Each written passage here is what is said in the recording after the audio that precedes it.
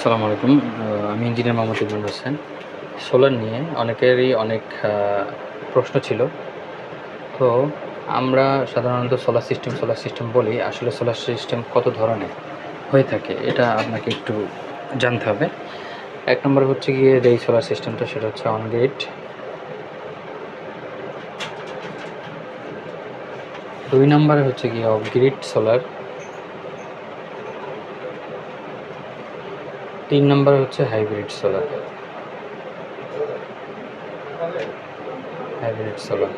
হ্যাঁ, এই ৩ রকমের সোলার মূলত হয়।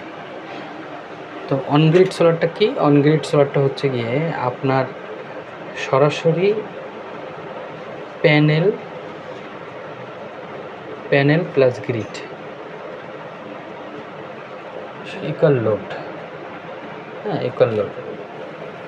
প্যানেল এবং গ্রিডের সাথে কানেক্ট হবে, মাঝে একটা নেট মিটারিং সিস্টেম থাকবে, কতটা এক্সপোর্ট হলো কতটুকু ইম্পোর্ট হলো এই হিসাবটা থাকবে এবং সরাসরি লোডে যাবে। এটা কোনো ব্যাটারি রিজার্ভেশন থাকবে না। অফ গ্রিডে প্যানেল প্লাস ব্যাটারি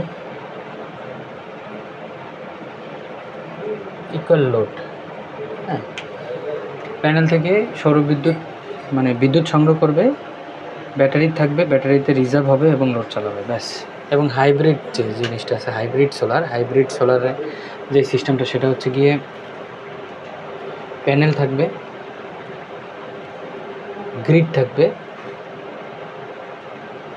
ব্যাটারি থাকবে,